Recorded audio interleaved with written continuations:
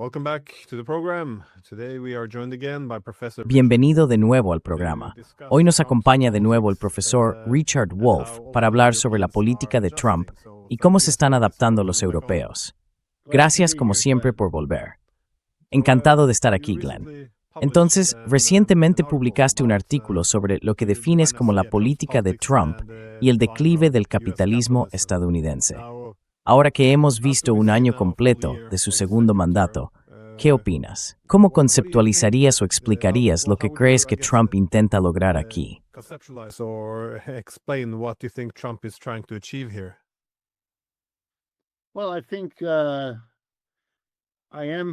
Bueno, creo que quizá me estoy volviendo un poco más moderado, si esa es la palabra adecuada.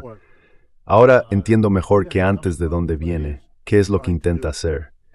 Y sospecho, si me permites un momento de autointrospección, que su creciente aislamiento, sus crecientes dificultades, la oposición cada vez mayor hacia él aquí en Estados Unidos, que está ocurriendo más rápido de lo que pensaba, aunque durante la mayor parte del año pasado creí que estaba tardando más de lo esperado, todo eso me está moldeando de la siguiente manera.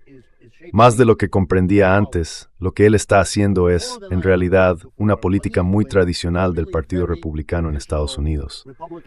En otras palabras, su diferencia con los republicanos convencionales es muy marginal, muy particular. Se centra en un aspecto muy específico.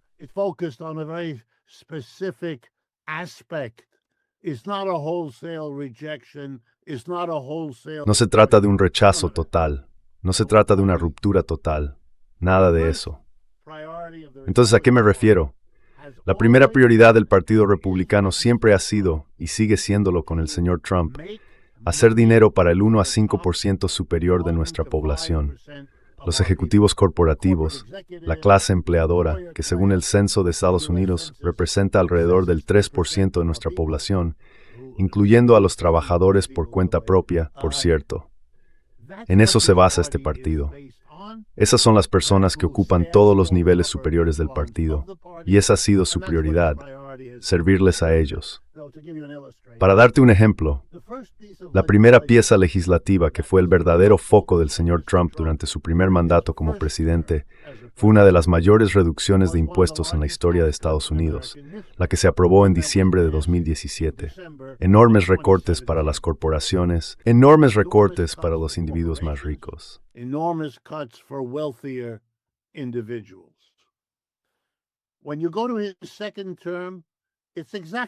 Cuando llegas a su segundo mandato, es exactamente lo mismo. La primera prioridad fue lo que él empezó a llamar su gran y hermosa, sus palabras, gran y hermosa ley fiscal del pasado abril, más o menos. Así que eso fue lo primero. Antes de lanzarse a su persecución de los inmigrantes, antes de entrar de lleno en el tema de los aranceles, se ocupa de su base principal. La gente que, si llega a abandonarle, y ahora están empezando a pensarlo de una forma en que antes no lo hacían, se está filtrando.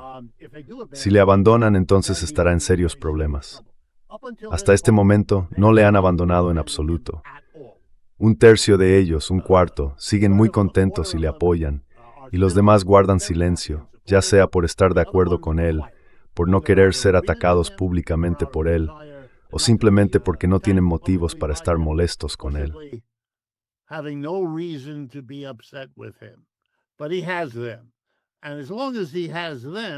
Pero los tiene, y mientras los tenga, dada la concentración de la riqueza en Estados Unidos, ya sabes, 5 empresas controlan los medios y todo lo demás, está bastante seguro. Y ahora puede ser, aquí vamos, audaz. Bueno, ¿audaz en qué sentido? Audaz en asegurar el apoyo de la otra parte de la coalición tradicional del Partido Republicano. Podrías llamarlo las masas, los bloques de votantes. Ese 1 al 5% que es el núcleo del mundo empresarial que apoya al Partido Republicano, le da al partido el dinero con el que salir y montar el teatro simbólico para los votantes.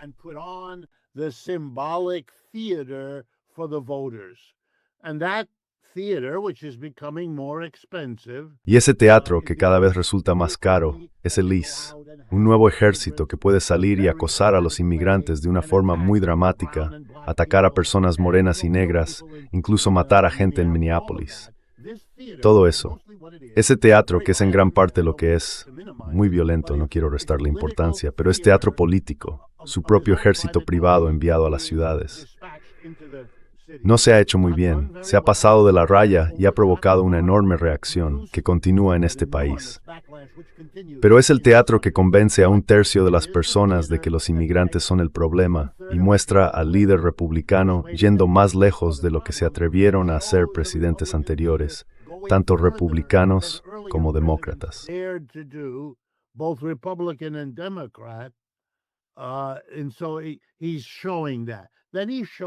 Y así lo está demostrando. Luego lo muestra de todas las demás formas posibles, con mucha fanfarronería hacia otros países, ya sea secuestrando a Maduro de Venezuela, desafiando a los europeos o tratando de manera escandalosa a Canadá, México y Groenlandia. Se puede ver que son puestas en escena que pueden o no implicar riesgos reales de guerra. La incautación de barcos en varios océanos, la opinión que muchos de mis colegas comparten de que va a atacar a Irán de forma importante con poder aéreo. Hará esas cosas, pero en su mayoría son actos performativos, diseñados para conseguir que los bloques de votantes necesarios voten por él. Eso es lo que está haciendo.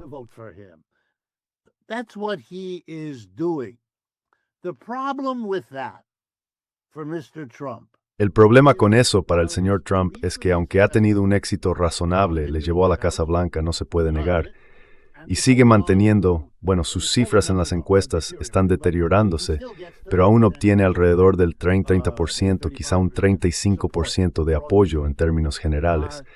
Pero nada de eso aborda el problema económico fundamental. Y ese sigue siendo un tema tabú en Estados Unidos. Nadie lo discute, y con eso me refiero no solo a nadie del entorno del señor Trump, nunca, ni a nadie del Partido Republicano en general, nunca, sino tampoco a nadie del Partido Demócrata.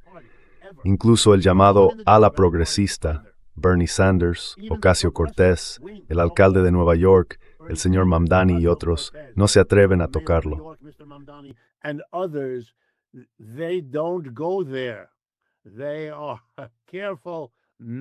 Tienen cuidado de no hablar así. Quiero decir, ahora puedo hablar, y eso es un logro. El público en Estados Unidos, que personas como yo tenemos, no estoy solo, es mayor que nunca en mi vida. Puedo hablar del declive del imperio estadounidense.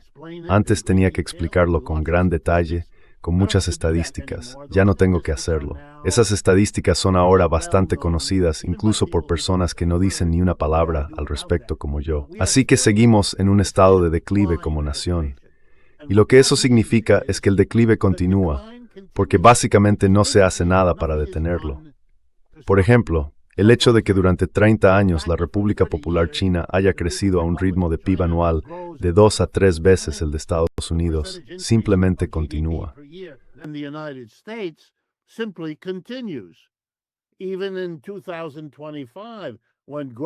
Incluso en 2025, cuando las tasas de crecimiento en todo el mundo eran más bajas que antes, China seguía alcanzando su 5%, mientras que nosotros rondábamos el 2%, quizá el 2,25%. Es exactamente lo que hemos tenido todo el tiempo. Los éxitos de los chinos simplemente continúan.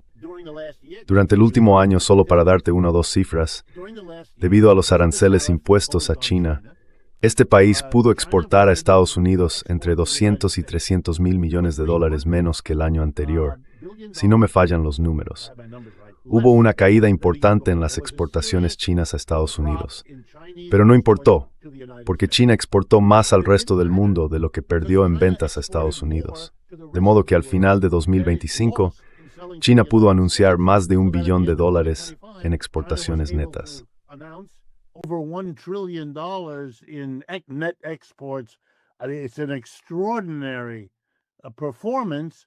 Es una actuación extraordinaria, pero es una demostración evidente de que la poca influencia que el señor Trump creía tener al imponer aranceles a China no funcionó. En realidad, fue un fracaso. Y lo mismo ocurre si interfiere con el envío de petróleo de Venezuela a China, que parece que es lo que va a hacer, o con todas las demás acciones contra los petroleros. Es demasiado poco y demasiado tarde.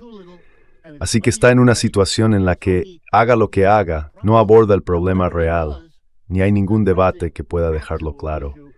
Y ojalá pudiera decir que existe una oposición que entienda esto, pero no la hay. That understood this, but there isn't. There is only outside of the main. Fuera del ámbito principal de la política estadounidense, hay un movimiento en crecimiento, aunque sigue siendo muy pequeño y marginal respecto al impulso de la escena política aquí, y por tanto nos distraeremos. Por mucho que comparta el horror del mundo entero ante este escándalo de Epstein y sus ramificaciones, tiene el desafortunado efecto secundario de distraer una vez más a la población de los problemas más grandes y estructurales que están sacudiendo esta sociedad. Aunque pueda acabar con la posición de Keir Starmer en Inglaterra, y aún no sabemos hasta dónde llegará aquí, en Estados Unidos, ya está amenazando las carreras de 2 o 3 miembros del gabinete, y veremos hasta dónde llega.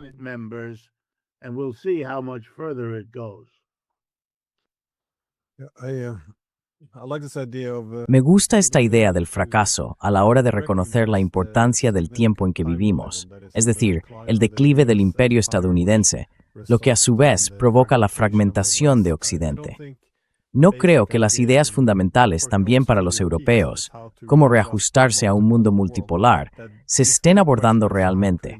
En su lugar, se centran en las consecuencias, en los síntomas, y simplemente reaccionan ante ellos. Hay algo sobre lo que quería preguntarte.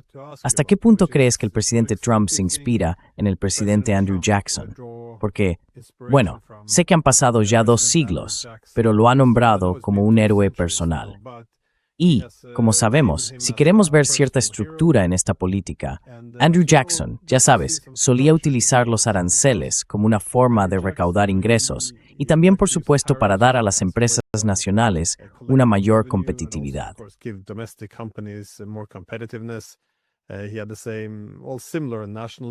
Tenía el mismo, un estilo similar, nacionalista, insistiendo mucho en una identidad nacional fuerte. En el contexto de su época, supongo, ya sabes, deportando a los nativos americanos bajo la ley de traslado forzoso de los indios.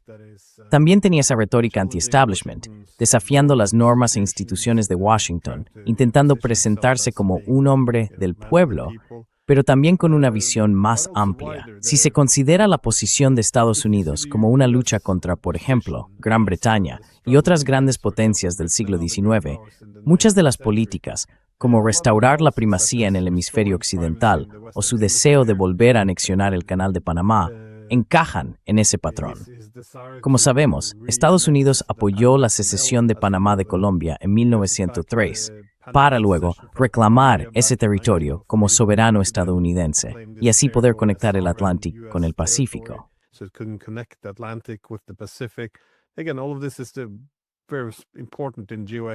De nuevo, todo esto es muy importante en términos de poder geoeconómico y geopolítico. De hecho, después de que Estados Unidos comprara Alaska, también se planteó la idea de comprar Groenlandia como una forma de afianzar el control sobre los océanos y, por supuesto, de bloquear a Gran Bretaña. Ahora serían adversarios diferentes. Pero aún así, hay mucho de, no lo llamaría un precedente, aunque a veces parece una mala repetición histórica. ¿Crees que él lo ve así? ¿Que Estados Unidos ha perdido o se ha debilitado durante esta era de hegemonía liberal? Y que ahora tiene que volver, en esencia, a las políticas que hicieron grande a Estados Unidos. Revert back to the policies which made the US great? The honest answer is no. I think that this is not just. La respuesta honesta es no. Creo que esto es muy... Estoy intentando encontrar la forma adecuada de decirlo. Verás, hay 2 maneras de hacer historia. Está el esfuerzo serio, volver atrás, examinar los registros, recopilar la información e intentar comprender cómo encajan las distintas piezas. Y luego está lo que en la universidad llamaríamos la versión condensada, al estilo Reader's Digest de todo esto, que se lee como una obra moral en la que surge la adversidad hasta que la gente buena se une y vence a la gente mala. Esto es una capa superficial sobre lo que haciendo. Déjame explicarlo de otra manera. Let me explain it in a different way. To be blunt, what Mr. Trump's international... Para ser franco, el juego internacional del señor Trump consiste al menos en ralentizar, ya que no se puede admitir, el declive de Estados Unidos, utilizando el poder que aún conserva por haber sido el hegemón durante un siglo, por su tamaño y por ser un mercado importante para los exportadores de todo el mundo, una fuente relevante de capital y todo lo demás. La idea es usar ese poder para convertir en la medida de lo posible al resto del mundo en una especie de estado tributario. En realidad, el modelo que debería usarse es la antigua Roma, cuando todas las partes de Europa tenían que entregar cierta cantidad de fanegas de maíz o trigo o gallinas o animales. Todo era tributo. Von der Leyen tiene que venir y rendir tributo. Vamos a comprar vuestro gas natural, vamos a invertir en vuestro país con nuestro dinero. Es algo extraordinario de tomar mi ruta. Es importante una amenaza brutal. And it is done by brute threat. If you don't do this, we are going to hurt you. Si no haces esto, vamos a hacerte daño. Aunque el arancel lo pague la empresa estadounidense que importa o la filial de la empresa extranjera, lo que afectará su rentabilidad aquí, o bien se subirán los precios para el consumidor. Pero de cualquier modo, esto resulta costoso para la economía estadounidense, y por eso los partidos tradicionalmente republicanos no aplicaban aranceles. Este sí lo hace, pero tiene que hacerlo tanto para el consumo interno como para el externo, contando una historia al estilo de Andrew Jackson. En otras palabras, si lees lo que el señor Trump dice realmente, todo el mundo nos está engañando. Él se está alzando. Muy bien. Si eres un país pequeño, si eres un rincón del gran imperio británico, si tratas con economías colosales como Francia o Gran Bretaña a comienzos del siglo XIX, de acuerdo, puedes contar una historia así. Okay, you can tell such a story. It has a plausibility. Tiene una especie de verosimilitud, pero eso no se puede hacer ahora. Ahora eres el coloso, no puedes. Quiero decir, la historia de que Estados Unidos ha sido engañado por todo el mundo, por todos los países grandes y pequeños, y que en lugar de ser tan desmesuradamente rico que puede comprarlo todo al resto del mundo, mientras consigue que el resto del mundo deposite aquí sus ahorros para que podamos comprarles todo a ellos, y convertir eso en ¿nos engañaron? Solo en un país con unos medios tan dóciles y serviles como los nuestros, ¿podría alguien siquiera imaginar llevar a cabo semejante maniobra? Pero aquí funciona. Funciona porque da una especie de verosimilitud a algo que de otro modo sería muy feo. Por ejemplo, cuando doy charlas y explico lo que dije antes, esto es un homenaje.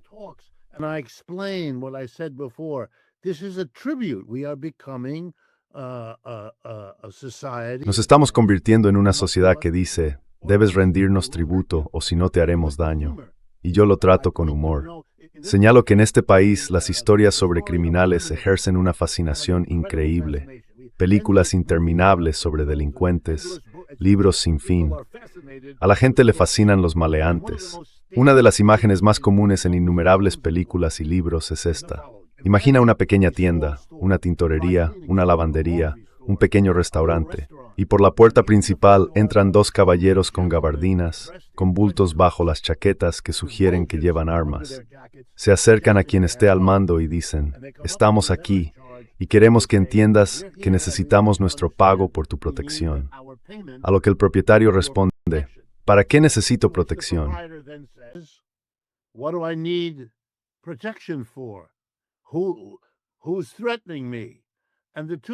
¿Quién me está amenazando?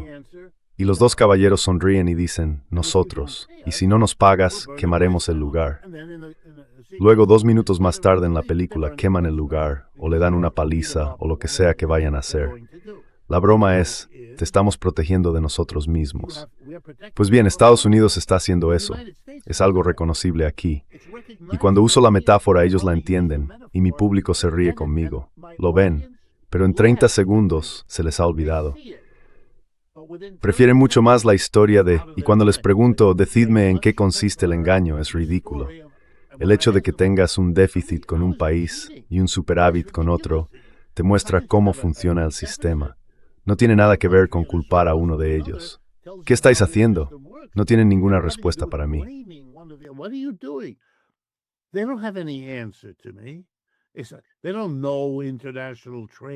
No conocen lo suficiente la teoría del comercio internacional como para poder explicar nada de ello, de todos modos.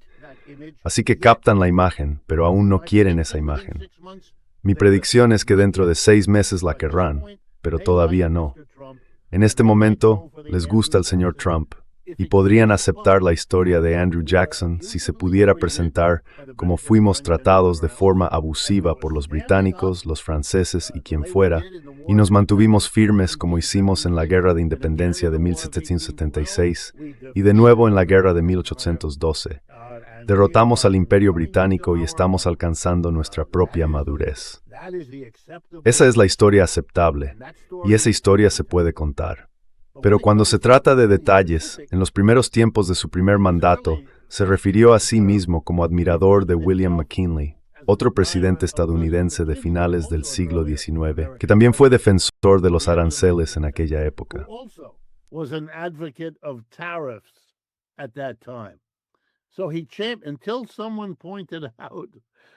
Así que hasta que alguien señaló que McKinley era un defensor de los aranceles cuando estaba en el Congreso, pero cuando se convirtió en presidente cambió de postura. Ya no era así. Sabes, no había hecho el trabajo suficiente. El señor Trump no es un erudito, nunca lo fue, y nadie a su alrededor lo es tampoco. Así que lo que se obtiene es una apropiación superficial de algún personaje histórico para revestirse, para que todo parezca estar de algún modo más profundamente fundamentado. No lo está. Por eso voy a insistir, es un político republicano convencional. La única diferencia es que los republicanos de antes estaban tan preocupados por mantener el apoyo de la comunidad empresarial que limitaban lo que hacían por sus votantes a simples gestos simbólicos.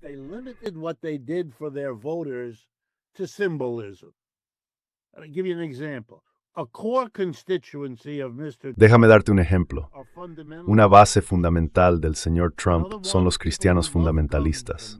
Otro grupo son las personas que aman las armas, les gusta tenerlas en sus coches o en sus casas. Otro grupo son quienes están totalmente en contra del aborto. Podría seguir. Estas personas querían una prohibición del aborto. Los republicanos tradicionales, los dos presidentes Bush decían, oh sí, el aborto es terrible, pero no lo detuvieron. Simplemente no lo hicieron. Sí, culpaban a los demócratas de todo. Pero en el fondo, aún de personas para las que los republicanos convencionales eran en realidad los que se ocupaban de los asuntos, pero no les daban más que una superficie.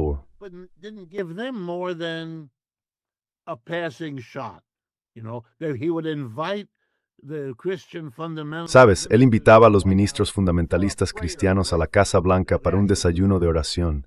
De hecho, lo hacen, les encanta.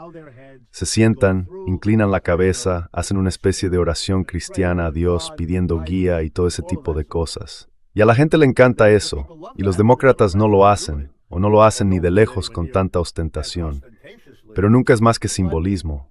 El señor Trump, si merece algo, merece crédito, esa es la palabra adecuada. Entendió que hay que darles más a esas personas. Si no lo haces, los perderás. Y si les das lo suficiente, en realidad ganarás la presidencia, porque el mundo empresarial te ayudará, como siempre lo hace, y ahora obtendrás los votos.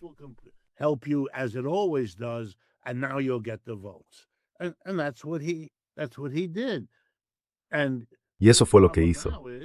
Su problema ahora es que después de los acontecimientos en Minneapolis, el ejército del ICE fue demasiado lejos y la población está horrorizada. Tiene que retirarse rápidamente, porque si esto sale mal, y parece que así será, estará en serios problemas. No tiene muchas cartas que jugar y está quedando muy mal con el asunto de Epstein. Quiero decir, el nivel de mentiras en el que le han pillado es, ya sabes, un poco grotesco. Hay demasiados titulares, llegan demasiado rápido, y hay demasiada gente, incluso dentro del Partido Republicano, que ve venir una derrota en las elecciones de noviembre y ya se está alejando de él, convirtiéndose cada vez más en defensores de investigar más a fondo el caso Epstein.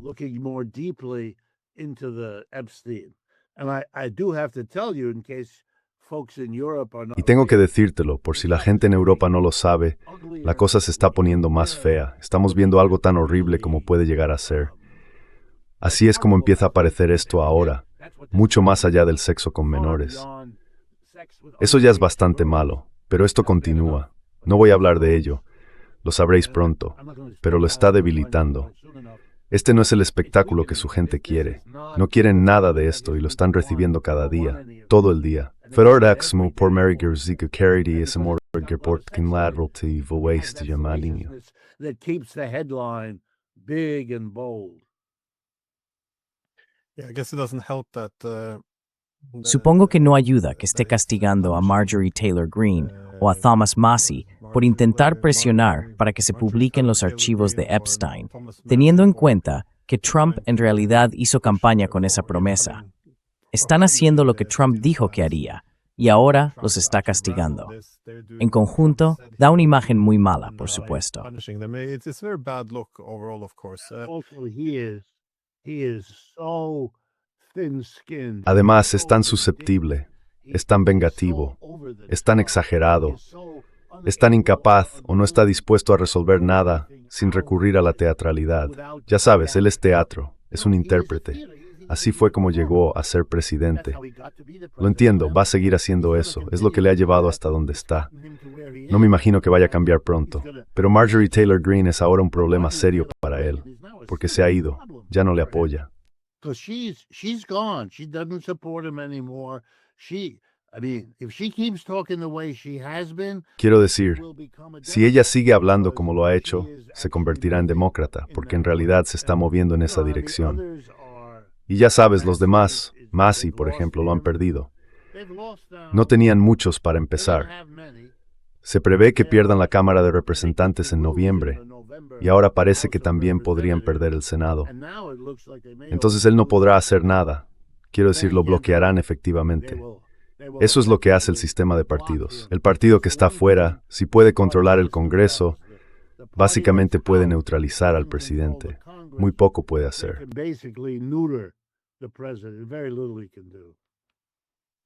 You used the word tributary state, and Has utilizado la expresión Estado tributario, y me preguntaba, hasta cierto punto, ¿parece razonable las políticas de Estados Unidos? Bueno, no razonable, pero hay cierta lógica en las políticas hacia Europa.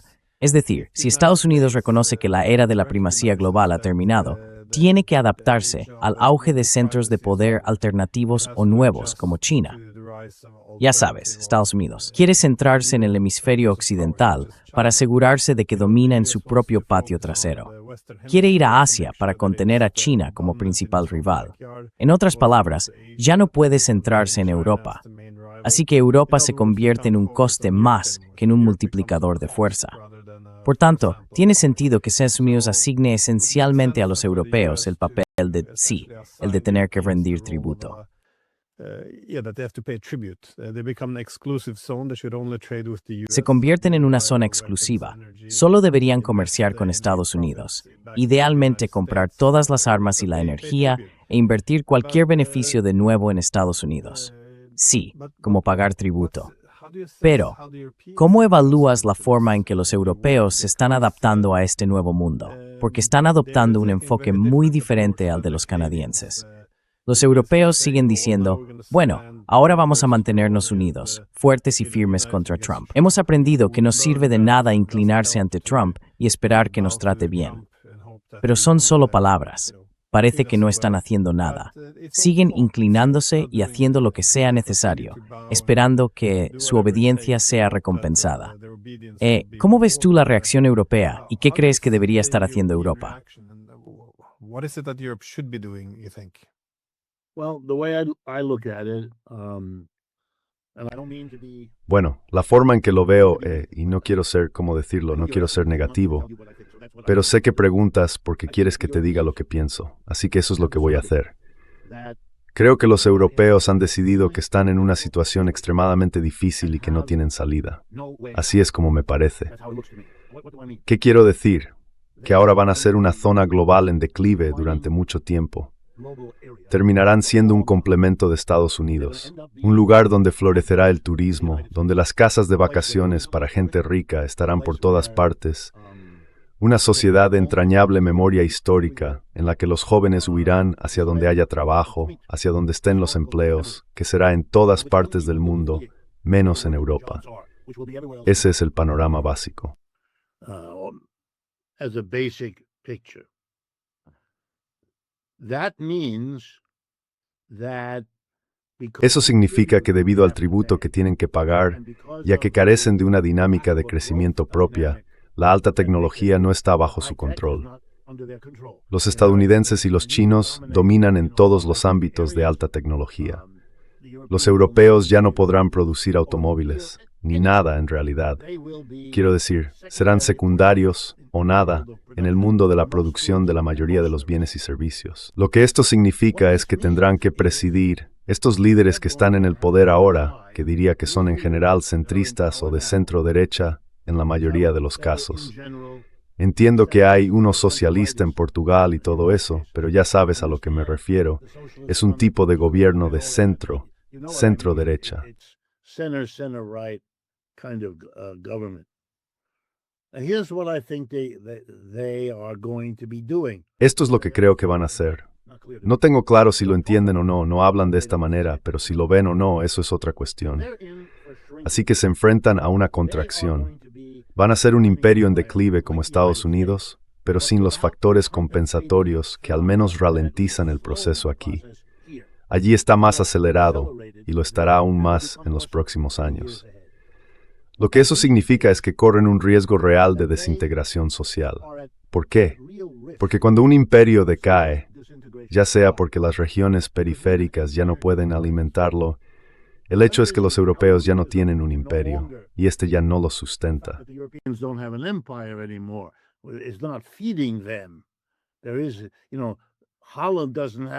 Sabes, Holanda ya no tiene Indonesia, Gran Bretaña ya no tiene el imperio, los franceses ya no tienen África y todo lo demás.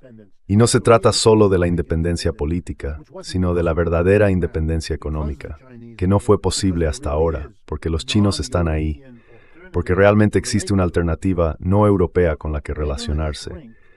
Así que van a encogerse, no van a poder compensarlo. Y cuando un imperio declina, y no puede detenerlo ni ralentizarlo, se instala una cierta clase de terror. Es un terror tanto en la clase dirigente, las personas que durante el imperio pudieron acumular una riqueza y un poder extraordinarios. Ellos están en la mejor posición cuando el imperio decae para aferrarse.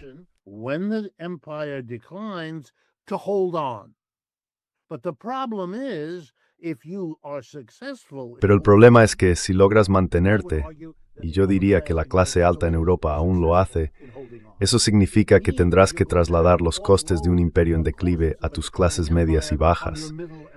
En Europa eso implica que tienes que desmantelar tu estado de bienestar social, o bien tendrás que gravar a la mayoría de la población, o bien tendrás que recortar el gasto en su atención sanitaria, subsidios de vivienda, cuidado infantil. Todas esas cosas por las que Europa, en cierto modo, se hizo famosa, empezando por Bismarck en Alemania y extendiéndose después a otras partes de Europa que en distintos momentos hicieron todo esto. No vas a poder permitirte eso.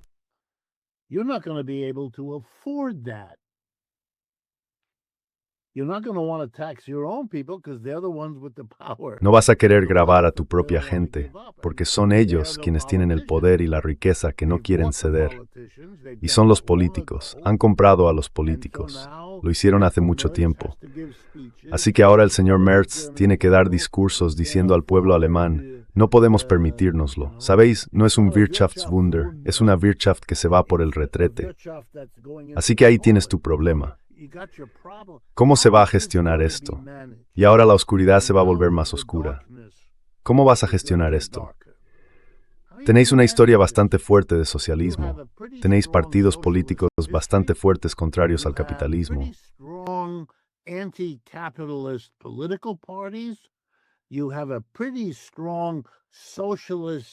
Tienes una base cultural bastante fuerte de carácter socialista que valora estas políticas de bienestar social.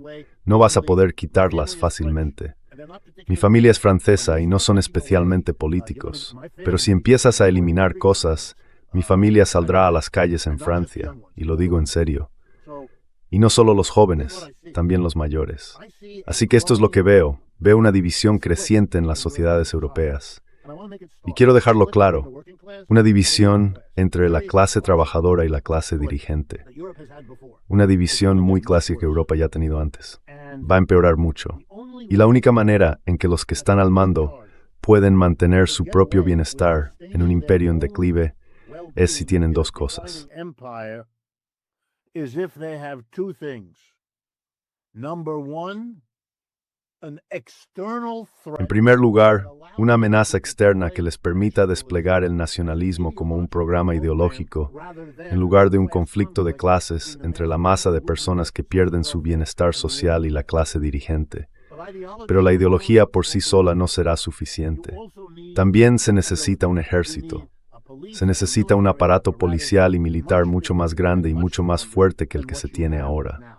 Por lo tanto, la solución ideal que resuelve ambos problemas es convertir a Rusia en un demonio, uno que obligue a un rápido fortalecimiento militar, porque eso te dará el ejército necesario para reprimir a tu propio pueblo. Voy a ir un poco más lejos de lo que debería, pero quiero que la gente entienda el punto. Esta militarización no tiene nada que ver con Rusia. Rusia no puede apoderarse del resto de Europa. Russia can't take over the rest of Europe. Would be crazy to undertake such a project. Sería una locura emprender un proyecto así. No tiene sentido. No lo necesitan. Incluso ayer noté que el Departamento de Inteligencia de Estonia publicó un documento diciendo que Rusia no es el peligro que la gente cree que es. No sé qué pasó, quizá algo cambió en Estonia, pero la idea ha desaparecido. Para mí lo entiendo como estadounidense. ¿Y por qué? Porque estáis replicando la historia estadounidense. La Gran Depresión en Estados Unidos provocó un giro de la clase trabajadora hacia la izquierda. Los trabajadores en América se afiliaron a sindicatos como nunca antes. Se unieron a dos partidos socialistas y a uno comunista, y los sindicatos, los comunistas y los socialistas trabajaron todos juntos.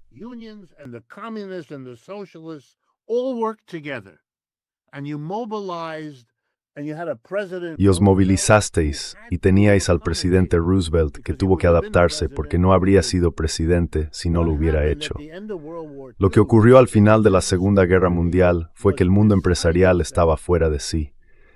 La manera en que los comunistas, los socialistas y el movimiento obrero afrontaron la Gran Depresión fue castigando a la clase dirigente.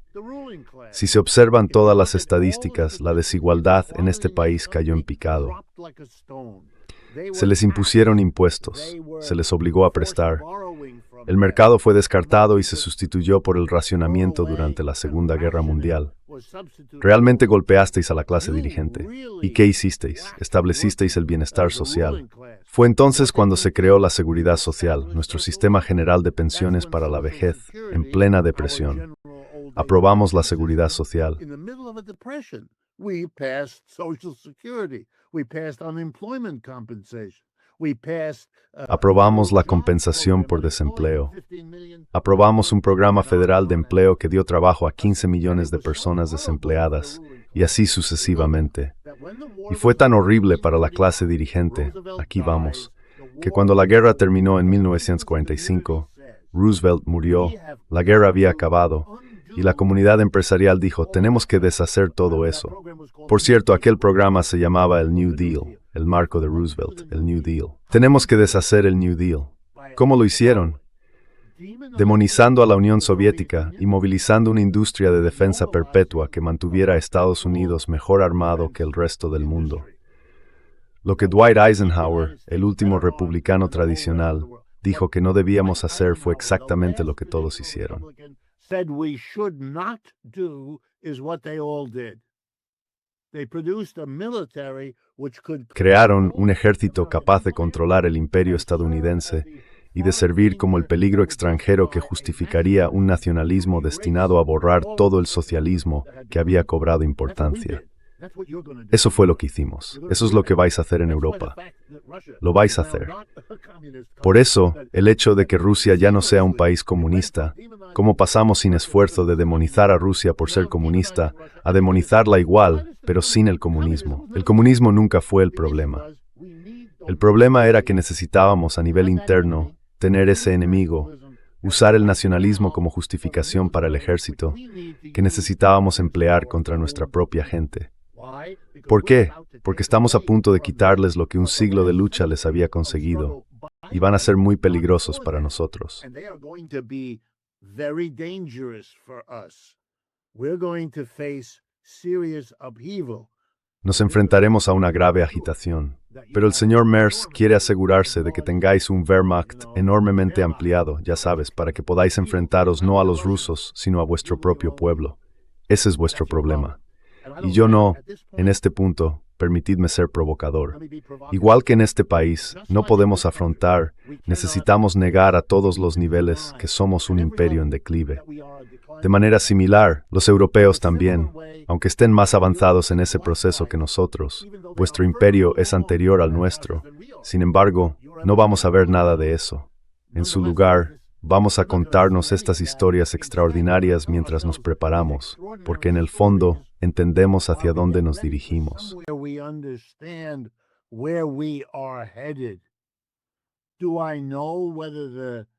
¿Sé si los líderes de Alemania entienden para qué van a usar su ejército? No lo sé.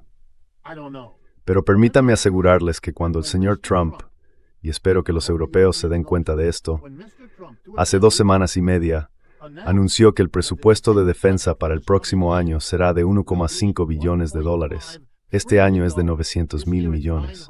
Eso supone un aumento de 600,000 millones sobre una base de 900,000 millones. Nunca hemos tenido nada remotamente parecido. ¿Para qué es eso? ¿Para qué es realmente? ¿Creen que es contra Rusia y China? No. Ya gastamos más dinero que ellos en todo esto. Este es un proyecto mucho más grande. Y supongo que cuando se sientan en el colegio de guerra o en la academia naval, ¿de qué creen que hablan?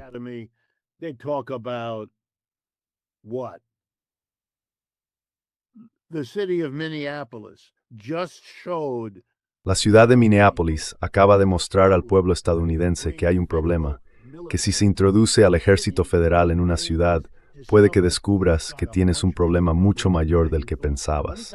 Y déjame decirte, te hablo desde la ciudad de Nueva York.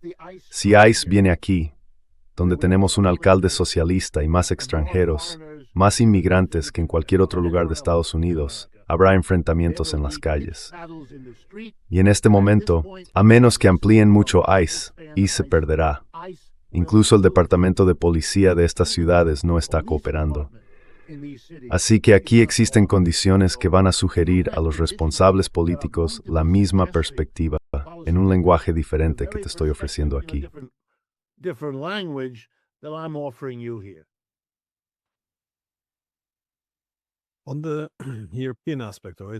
En cuanto al aspecto europeo, sin embargo, parece que muchas de estas políticas son totalmente innecesarias.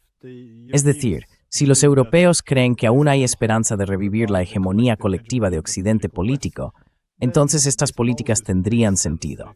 Si se quiere evitar el ascenso de rivales, por ejemplo, dejando de comerciar con China y comerciando solo con Estados Unidos, podría tener sentido. Si se desea revivir la hegemonía colectiva en Europa, por supuesto, se puede seguir impulsando esta nueva guerra fría con los rusos y luchar por trazar nuevas líneas divisorias cada vez más cerca de las fronteras rusas. Pero si se reconoce que la era de la hegemonía colectiva ha terminado, entonces cabría esperar políticas muy diferentes. De repente, el ascenso de China puede verse como una oportunidad.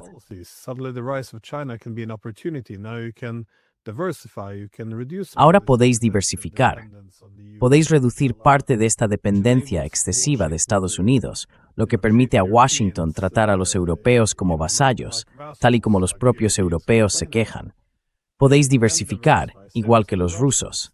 Gran parte de la dependencia de Estados Unidos, tanto en materia de seguridad como económica, existe porque hemos seguido durante los últimos 30 años esta política de volver a dividir Europa, de reanudar la Guerra Fría, como dijo George Kennan.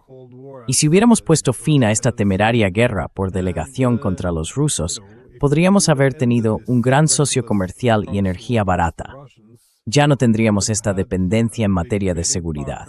El único argumento en contra es, bueno, tenemos que apoyar a Ucrania, pero lo mejor que podéis hacer por Ucrania es sacarla de estas líneas del frente de una Europa dividida.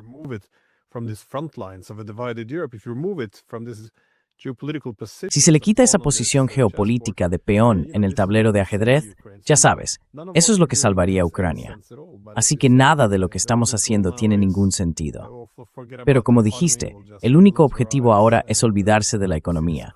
Simplemente nos militarizaremos. Y se ve este autoritarismo creciente extendiéndose por toda Europa. Es una política insensata tras otra. Ojalá decidieran, o intentan revivir al hegemón, o se adaptan a estas nuevas realidades. Pero no hay debates, solo eslóganes. Hablar de que Hitler y la Unión Soviética están resurgiendo, de que los rusos marchan sobre Polonia, toda esa tontería que no tiene ningún sentido. Esto es lo que parece estar impulsando la política. Es bastante frustrante de ver.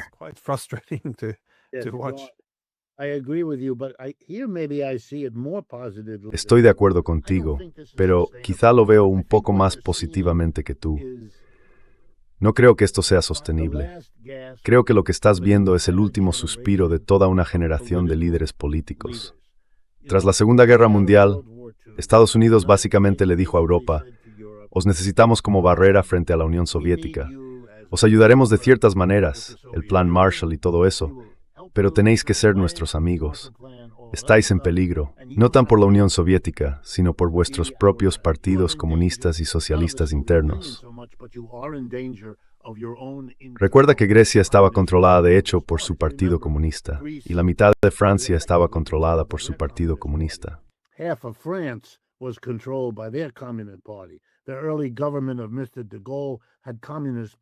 El primer gobierno del señor de Gaulle tenía ministros del Partido Comunista en el gabinete, y así siguió la cosa.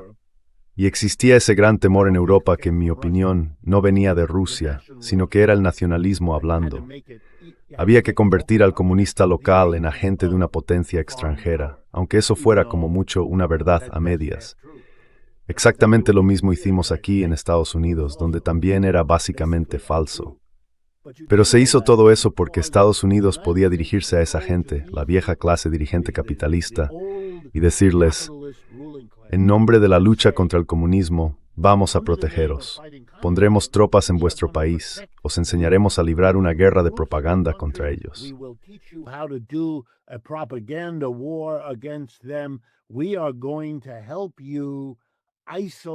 Vamos a ayudarte a aislar y destruir a todos los izquierdistas de tu país.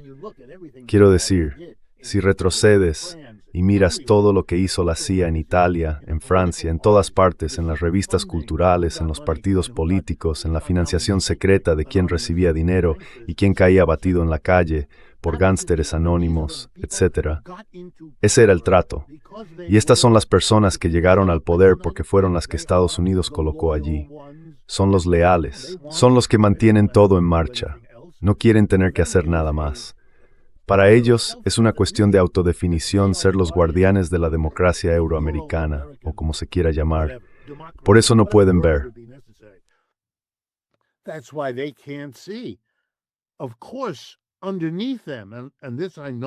Por supuesto, debajo de ellos, y esto lo sé que es cierto en Alemania y sé que es cierto en Francia, hay muchos miembros de la clase dirigente que están deseosos de hacer tratos con China, que no ven su futuro con Occidente.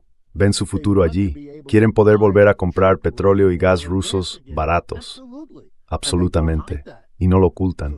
Así que alguien está hablando con esas personas, saben que aún no son lo bastante fuertes, porque la clase política procede de la alianza estadounidense y depende de ella. Sus carreras se construyeron sobre eso.